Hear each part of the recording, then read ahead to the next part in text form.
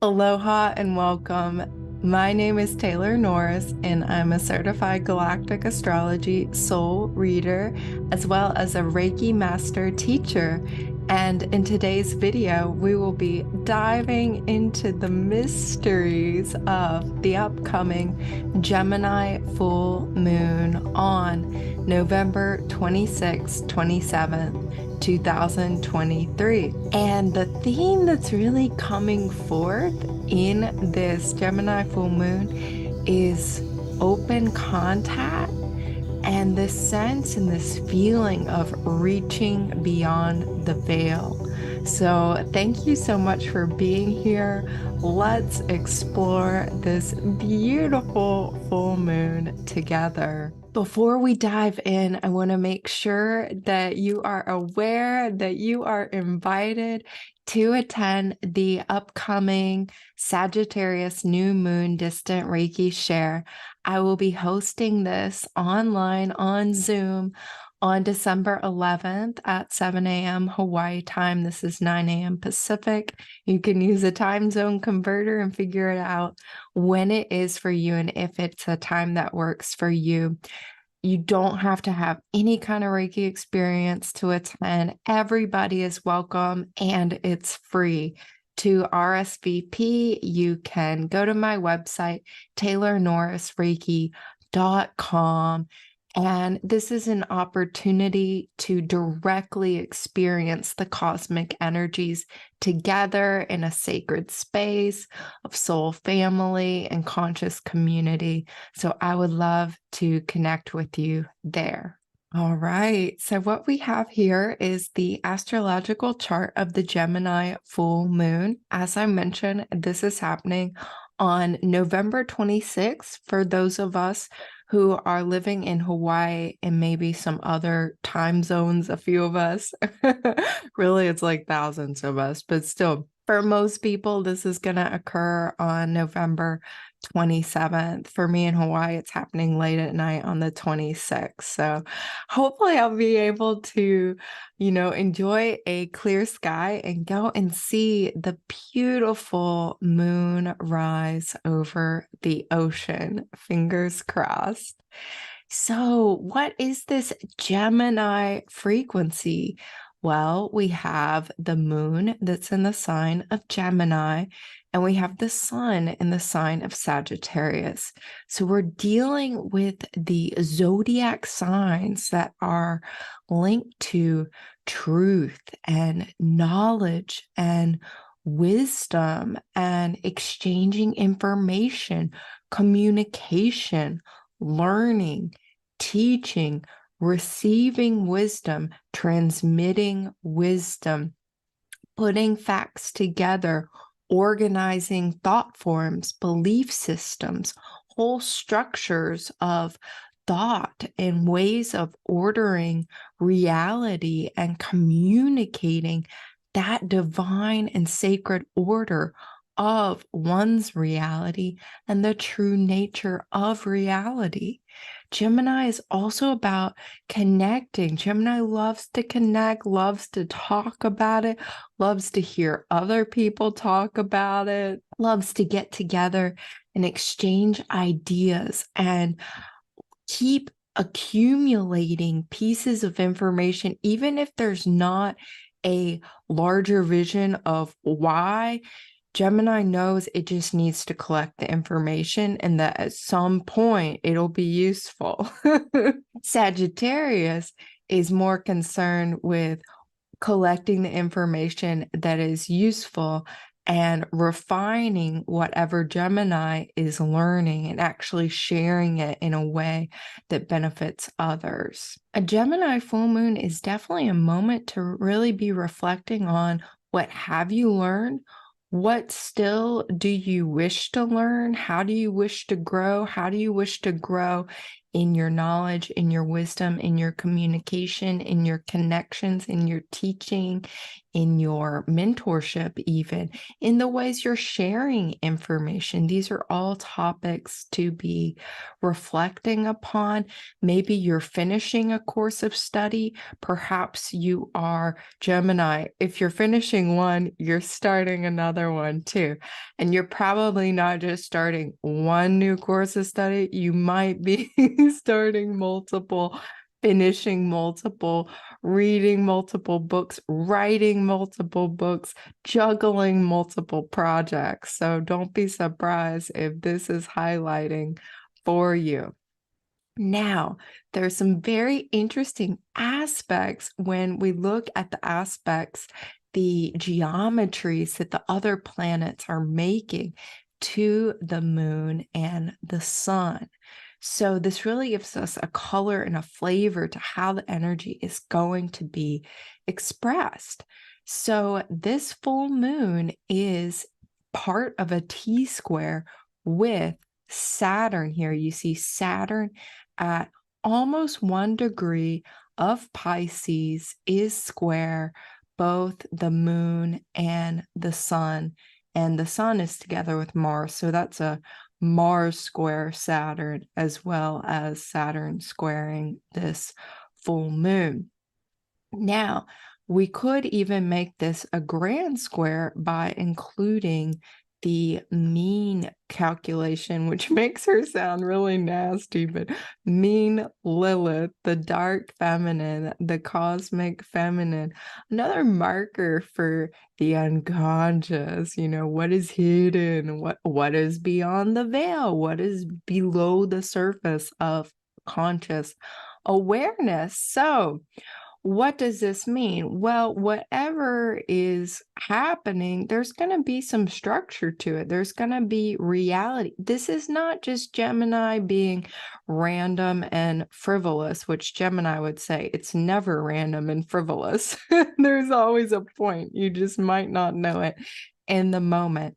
Saturn is thinking, what course of study, what learning, what teaching, what communication, what sharing, what knowledge and wisdom are you collecting, culminating, and beginning?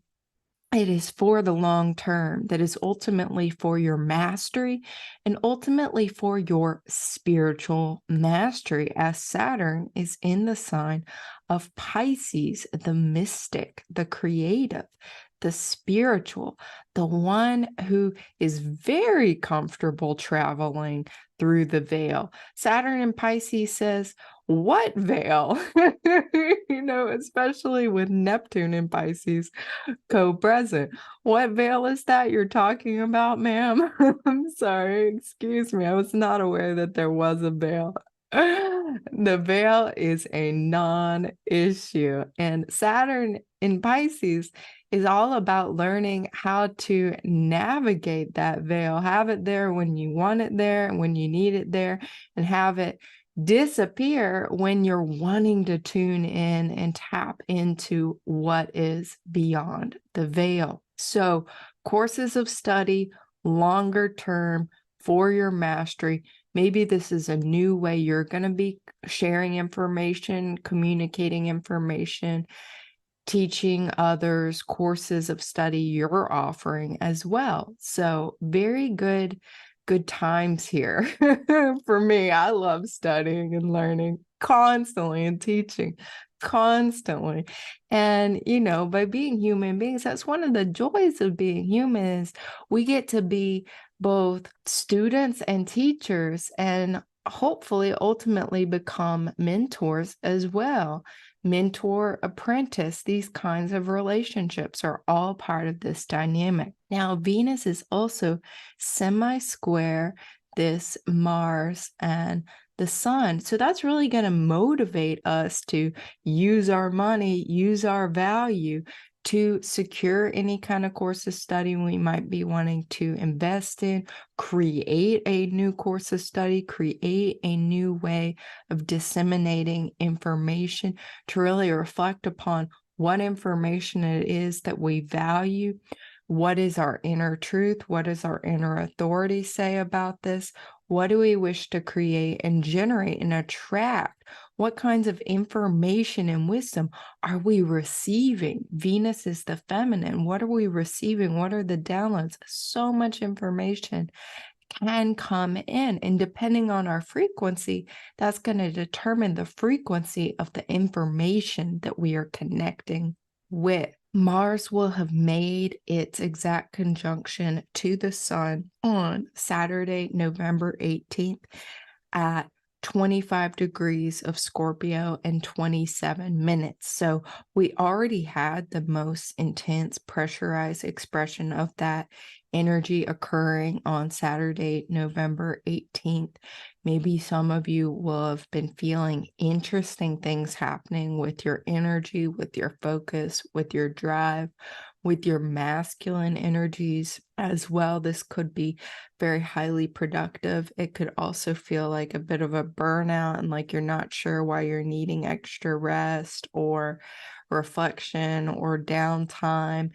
Or perhaps you're feeling a lot of energy and needing to work out and exercise more, or you're taking on lots of different projects. I think this energy could really express in a lot of different ways. Having that happen in Scorpio is one flavor, because Mars is the ancient ruler of Scorpio. It's very, very strong. It's very intense. It's very deep and probing and penetrating.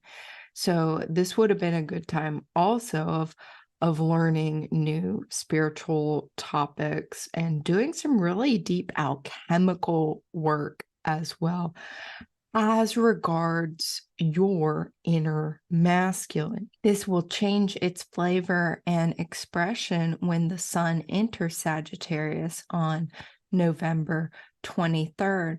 So having this conjunction in Sagittarius brings a lot more optimistic vibes. Thank you very much. Scorpio can feel a bit intense and deep and really almost like your head's underwater or something like that. You don't really know what's going on. You just know there's a big transformation underway. I feel like this moving into Sagittarius, this could feel a lot more expansive, a lot more empowering. It's carrying through that scorpionic empowerment, taking it to the next level, jolly in a jolly Jupiterian kind of way that's like, ho, ho, ho, this is what it's about. And it's all good and you're feeling good. And now you can act upon it and have some shifts in your belief system so that you're able to carry out these plans and have yourself feeling more unified and integrated moving forward.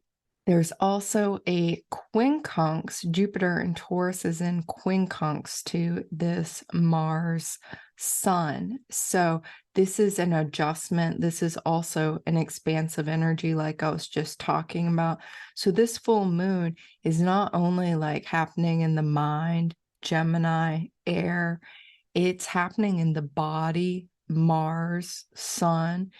It's for the long term. It's affecting your reality, Saturn. It has to do with your values, your attraction principle and frequency, your creativity, Venus. And Jupiter is saying, okay, time to grow, time to expand. There's this sense of expanding beyond a certain rut or expanding beyond a certain comfort zone that's about to just break through and open up for you. Now, the breakthrough energy too is really coming through this Uranus and Taurus, which is making a finger of God, a yod, with Neptune also making a quincunx to this south node of the moon, Uranus making a quincunx to Venus, and Neptune and Uranus in sextile, this harmonious relationship to one another. And both of these kind of see the planets like holding the reins, and like Venus in the south node are like the horse's mouth. So you have Neptune one hand, Uranus one hand, then you have the horse's mouth, which is the Venus and the south node. So it really is this Venus alchemical process with the South Node saying, hey, I am worthy. I value myself. I value my creativity. I value the beauty of my unique expression, my artistic talent, my creative abilities, who I am at the core of my being for just existing. There is an intense alchemical process occurring right here that Neptune and Uranus are supporting and urging us to dissolve and surrender into. Neptune and Uranus, so that we may have those breakthroughs, those awakenings, those new soul connections can be attracted to us, Venus, and come right on in. And these are likely to be connections that transcend time and space. I'm getting chills on my back, that come from other lifetimes, past lives. I mean, we're talking very deep soul connections here. Galactic lives, especially because the nodes have been working with Spica and Arcturus. These are like light filled, divine, feminine, group soul consciousness energies coming in human form, galactic form, light being form on this side of the veil, on the other side of the veil as well.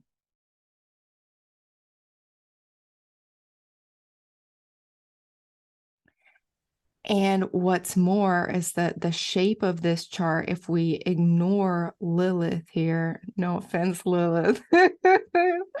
God bless. Nobody ignores Lilith. She just if we were to remove Lilith, this is a bowl-shaped chart. So you see that the chart is, there's energies kind of splayed out all over the place, but it's starting with this Venus in Libra and extending all the way to this moon in Gemini. And other than Lilith over here, this part of the chart is empty. This makes Lilith, even stronger. Lilith and Virgo, practical, detail-oriented, healing and bringing up maybe victim, martyr kind of energies and tendencies, low self-worth energies and tendencies, asking us to go ahead and heal that, offer that up to our guides, and really access our deep healing abilities and our ways to analyze and order and organize ourselves, our lives, and reality in a way that is beneficial and win-win. The bowl shape, though, what I'm really feeling this as is becoming and being and embodying this sacred vessel, so that these energies and frequencies from beyond the veil can come in and connect. And again, depending on your frequency, you will attract and access certain other frequencies and energies to you. So treating yourself like the sacred vessel that you are, so that that contact that is occurring is really for your highest good and your divine alignment. It feels really good. It lifts you up and expands you in the ways that you wish to expand and grow and be held and embraced and nurtured and nourished at this time. So Venus with the South Node, we already talked about, opposing this Chiron North Node energy. And it's what's called an easy opposition. The nodal axis is always in opposition perfectly to one another. But we see Venus is in sextile to Mercury. Mercury's making this sextile to Venus, and Mercury is also in trine to the North Node. Mercury and Sagittarius. We'll talk more about this in the galactic energies. But let's just say this is where really that divine receiving of the galactic contact is really, really coming in. And it's of a healing quality, especially. So there's also many sextiles in this chart.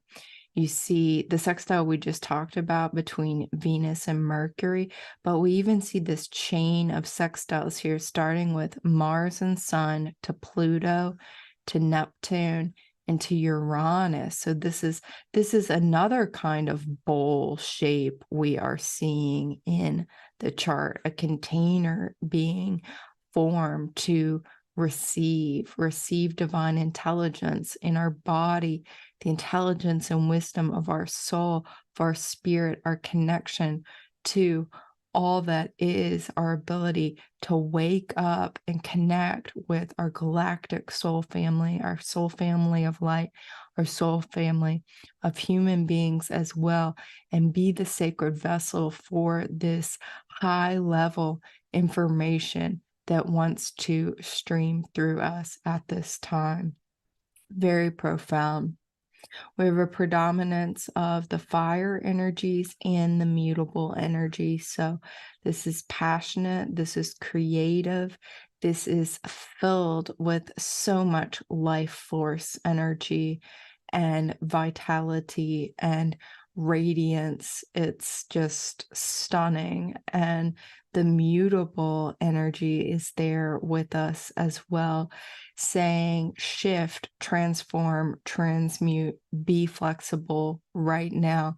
Let the pieces all be up in the air and let the divine sacred order help realign them in the way that reality can be molded and mutated in a way for the highest good of you and for all that is.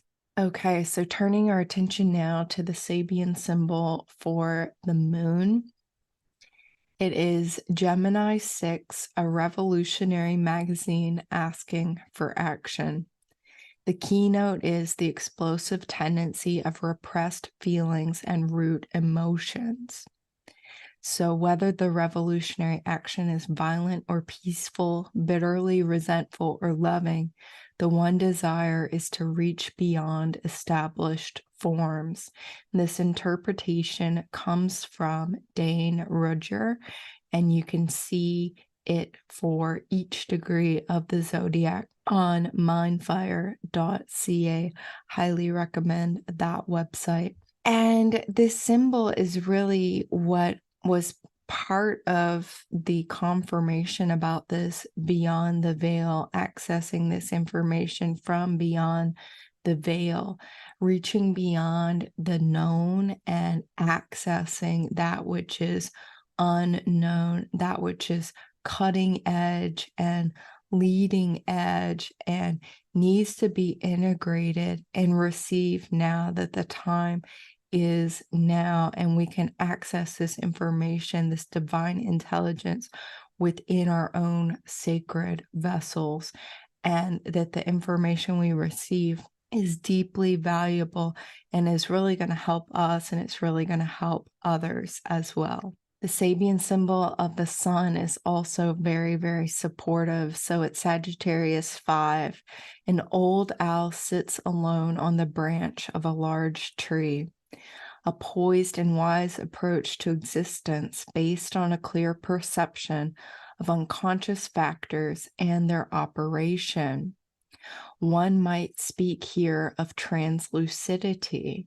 And translucidity is another word for translucent, allowing light to pass through partially or diffusely. And both of these symbols really remind me of that Black Moon Lilith, mean Black Moon Lilith, kind of out on her own in the chart shape, referring to the unconscious and our divine feminine that may be hidden, maybe in the shadows more, and to allow ourselves to contact and be sacred vessels and receive, allow the light to permeate us, to pass through us with all the mutable energies as well, allowing ourselves to be more formless, more kind of deconstructed so that we can be reprogrammed and reconstructed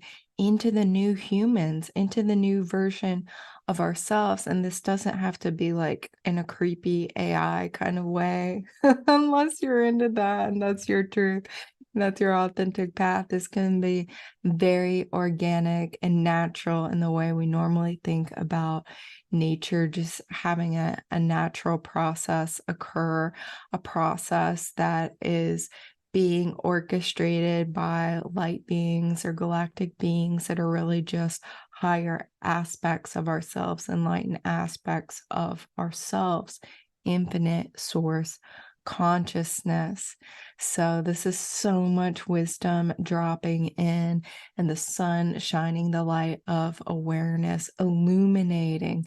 Let me show you this card I pulled this morning. This is like really clicking in right now. This is from Stuart Pearce's Angel Heart Sigils card deck. And this is the card with Archangel Gabriel. Illumination. That's this full moon. So I wanted to show you a little bit of the in the sky astrology. Where is this full moon happening in the sky? And you see the sun and Mars on the left-hand side of the screen are in the stars of Scorpio constellation. So this is the zodiac constellation that is on the ecliptic, where the Earth and the other planets travel around the sun. The sun and Mars are in the head of the Scorpion. And up here we have Libra constellation. These would have been the claws of the Scorpion. So really, really deep insights coming through. Deep illumination, soul level illumination coming through, and it's coming into our bodies as well with Mars here. Looking on the other side, we see that the moon is in the stars of Taurus constellation here, and we'll explore that in a bit more depth very soon. So Taurus, the bull, having to do with the earth, our relationship to the earth, to abundance and fertility, being steadfast, being strong, appreciating the feminine, understanding that the earth is sacred and we are in right relationship. How can we be in right relationship with the earth and with the stars in the way that the ancients were? What kind of alchemical transmutation process needs to occur in this Scorpio, the head of the Scorpion? What does the Scorpion need to be aware of? What is the Scorpion asking of us at this time? To be bold, to take charge, to be leaders, to be light bringers and light warriors in our own authentic ways, to be sovereign spiritual seekers and vessels of cosmic consciousness at this time as humans on planet Earth. Looking now at the galactic chart, this is from galacticastrochart.com. You can plug in your birthday or any date and time and receive a galactic chart like this one. This one is looking at all of the conjunct aspects, so the 0-degree aspects between the moon and the other planets with the various constellations. And I have the report showing which star in the constellation is involved. So we see we have the energy of Hyades constellation, Virgo, Boots, Ophiuchus. We have the galactic center present. The Pleiades is opposite. I did include this one because it's important. We'll look at it in just a moment. Cassiopeia constellation, Pegasus constellation, Andromeda constellation. These are all the conjunct alignments here for this chart of the full moon in Gemini. There are many more galactic aspects that are revealed when we include the oppositions, the sextiles, the trines, and the squares also. But these are the ones, I'm just going to focus on a few of these. So as we mentioned, this full moon is interacting with the stars of Taurus, and we see it in the galactic alignments. The sun is opposite Hyadum 1 in the Hyades, and the moon is conjunct. Up here, we see the moon conjunct the Hyades. And what's also interesting, we see down here Mars opposite Alcyone star in the Pleiades. The Pleiades and the Hyades often are both just conflated into the Pleiades, because some people know more about the Pleiades. They get a lot of press, whereas the Hyades are usually less well known. However, both groups of stars are actually present in the same constellation, in the constellation of Taurus the Bull. The Hyades stars are on the face of the bull. So we have Aldebaran here in the eye. Hyades are in the face of the bull. We have Elnath here, the tip of the horn of the bull, the weapon, the charge, the I'm gonna get it, I'm gonna penetrate and pierce. Hyades, Aldebaran, seeing the vision, seeing with integrity. The Hyades taking up the face of the bull, and then the Pleiades here in the shoulder. There's a lot of power. There's a lot of power in that shoulder to keep on going. That's like the weight of the world too, right? The Pleiades. And that's kind of that's part of this Pleiades energy we're working with here, is that Mars and Pleiades together, Mars and Alcyone in particular, this can be the critic, the commentator on social ills. This is according to Bernadette Brady. And this can be like having a very idealized way that we think reality should be, having lots of judgments about ourselves on others and being like, why isn't it like this? Wasn't it like this? I have a problem with this, with that, with blah, blah, blah, blah, blah. You need to do what I do and believe what I believe, because this Mars and Sun is in Sagittarius. And it's like, it's not about that, we all need to be accessing our inner truth, our inner authority, and living in alignment with our values. This is not meant to be a monoculture earth. This is a melting pot. This is a diverse place. There is space and a place for everybody's beliefs and everybody's perspectives and everybody's opinion, even the ones that might not be in alignment with ours, right? This is very humbling energy. So we also have this Hyades energy, which brings a lot of insight and vision and mysticism in. Both Hyades and Pleiades really, to me, have this energy and frequency of the insight, the third eye open, the illumination being there, the vision. What is your vision?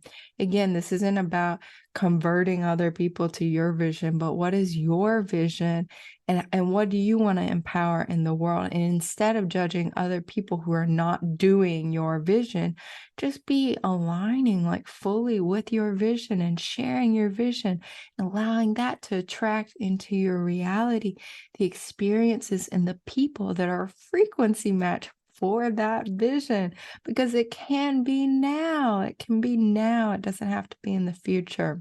What is also so cool about this is really like the Pleiadians are very well known for their contact programs.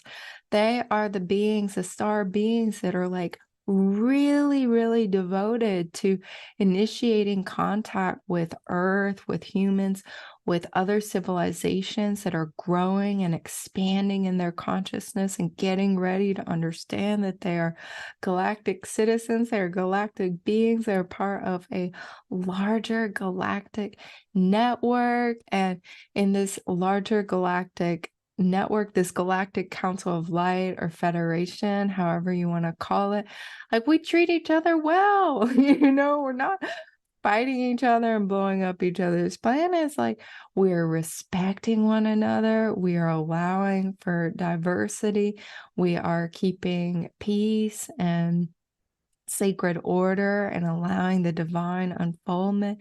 And the Pleiades are really, really active in this and often come to us in future self, future soul aspects. So you may be experiencing this, you may be noticing the integration, the opportunity to be integrating future self aspects of your beingness through this Pleiadian energy, whether that's like a future Pleiadian self or a different star area or even a different galactic. This could be beyond the Milky Way galaxy energy or future self kind of frequency or being that's contacting you and connecting with you. So this is really, really powerful. This can also bring up grief. I will say that with the Hyades so implicated. The both sets of the Hyades and Pleiades are linked to the seven sisters, and they had a little brother who actually died, and it was said that their tears were very, very profound, and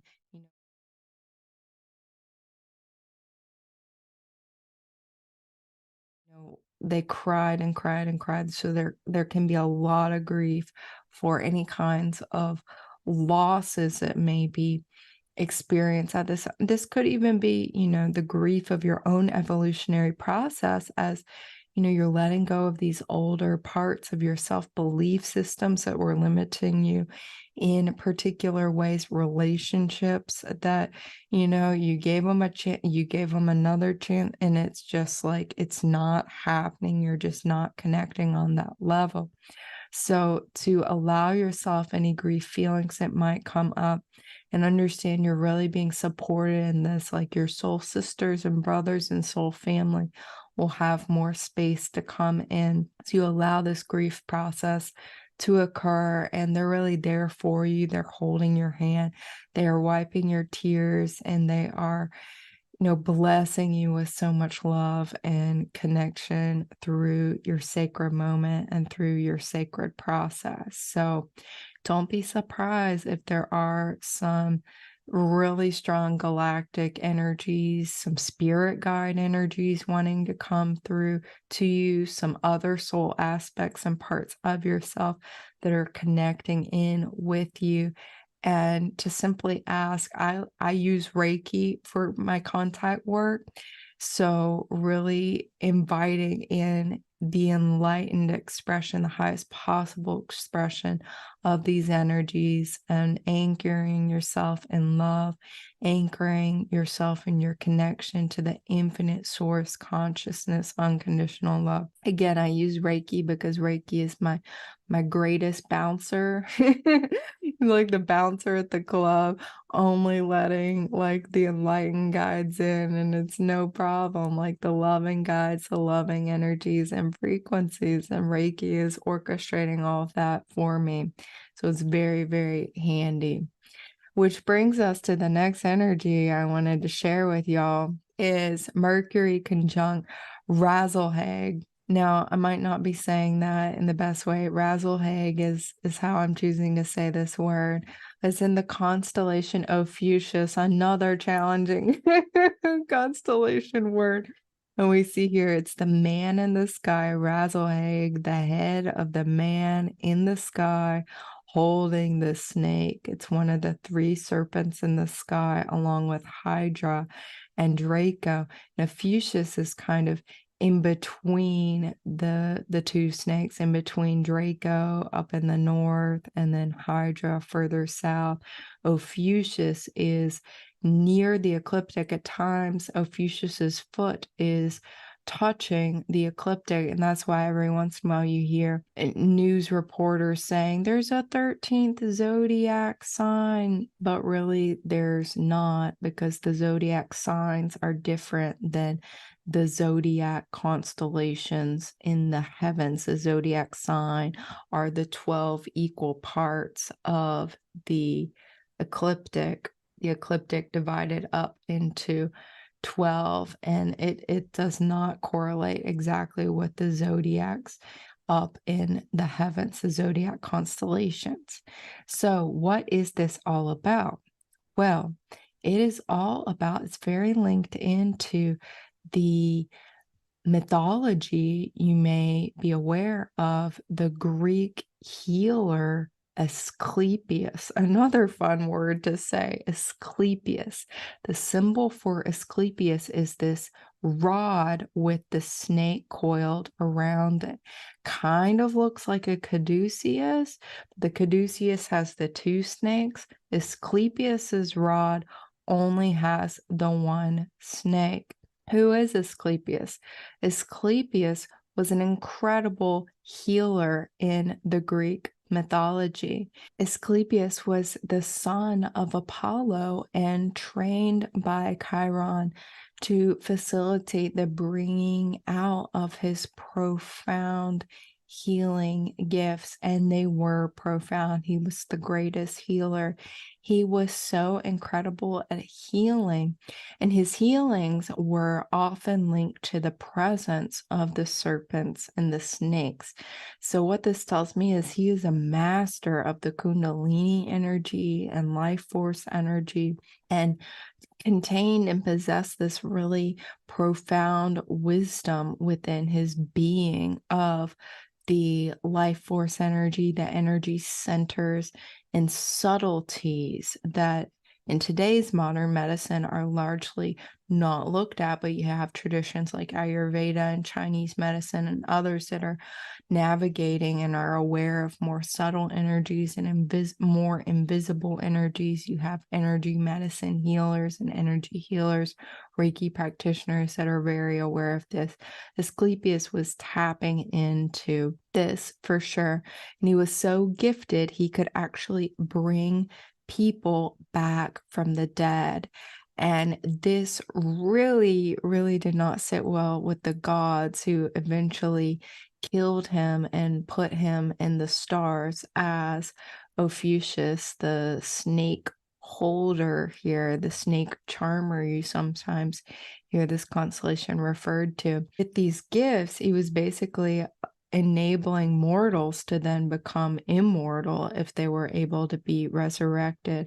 And the gods kind of had their claim on immortality and didn't want just regular human beings to be immortal too. So this was very, very challenging and threatening to the gods. Alhague is connected to the wisdom and healing magic of the snake, to regeneration, shedding skin, and being reborn again, to resurrection. So this full moon really is kind of a continuation of this work we were doing in eclipse season, and also with the Scorpio new moon that we had on November 12th, 13th as well. This full moon is like, we're definitely like done with eclipse season, but it's like an integration of those energies and what was coming up. So there is a chance to be resurrected here. The parts of ourselves that need to be accessed and reassimilated. With Mercury in aspect in this conjunct relationship to Alhague, there is an interest in spreading, investigating, or studying methods of healing. And this is coming from Bernadette Brady as well. So this is a great time if you are considering a course of study, that it be a course in healing, especially because a synchronicity has it. This is a new moon, or this is a full moon in Gemini.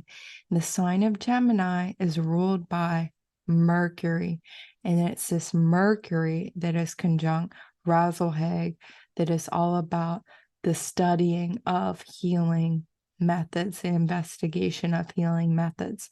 So what kind of course, what kind of information is coming in? Healing information, healing studies. You may be continuing your healing path of education, or you may be beginning. This is a great time to say yes to opening up your own innate healing gifts, because we all have innate healing gifts. We just do. We all do. We're in physical human bodies that are healing machines. That's all they're doing all the time, is bringing about homeostasis. And I believe this is the true nature of the consciousness that resides within us as well. It's all about balance and healing and regeneration as well. So whatever kind of healing path or course of study you may be drawn to or feel called to at this time, say yes. Mercury wants you to say yes. Mercury is trine to the north node of the moon, friends. Okay, this is our evolutionary path. This is where the soul growth is at. And it's in that sextile with Venus and the South Node, saying, okay, what do you value? What do you attract? Okay, like, where are you going to spend your money? Spend it on this healing course of study or on your healing path. What are your values here? How can you use your values and your self-worth? How can you develop and heal your sense of your own self-worth as well, to say, yes, you are worth healing. You have innate healing abilities and capacities that can be unlocked and unleashed within your consciousness. And they are so powerful that they've made the gods quiver and shake in the past. However, now is a safe time to explore those gifts that might have been repressed. Now is the time to say yes to being a student, a teacher, a mentor of those gifts and talents in healing ways. We need this. We need this, friends. We really, really do, because the world is very confused. Many people are very confused about how to heal, and we're needing a new paradigm of medicine and healing. I mean, many people are aware of this, right? We're needing this new paradigm. So you can be a part of that solution in whatever way you feel guided to do so. And even if you don't become someone who gives healing sessions or teaches healing classes to other people, you healing yourself and receiving the healing yourself is a gift. It heals that imprint in the collective consciousness so that others may access more healing and wholeness and vitality and radiance and life force and happiness and thriving, moving forward. So you do such a service to others when you say, yes, I am worth being on a path of healing, simply myself first, and I'll see where that leads. I'll allow that process to divinely guide me. It is my sincere hope that you found this video very valuable, very helpful. If you'd like to connect more with me, please explore my website, taylornorrisreiki.com, my YouTube channel, Taylor Norris Reiki. There's the free Sagittarius New Moon Distant Reiki Share coming up. You're welcome to attend that. I host these New Moon Reiki Shares every single month. I also offer Galactic Astrology soul readings, astrological consultations, Reiki sessions, and Reiki classes to empower you to explore and develop your own healing gifts and talents. And really, my job here, my role, is to guide you home to heaven on earth within yourself with astrology and Reiki. Thank you so much for being here. May it be a beautiful full moon in Gemini for you. Aho, amen, namaste, and so it is. Mahalo.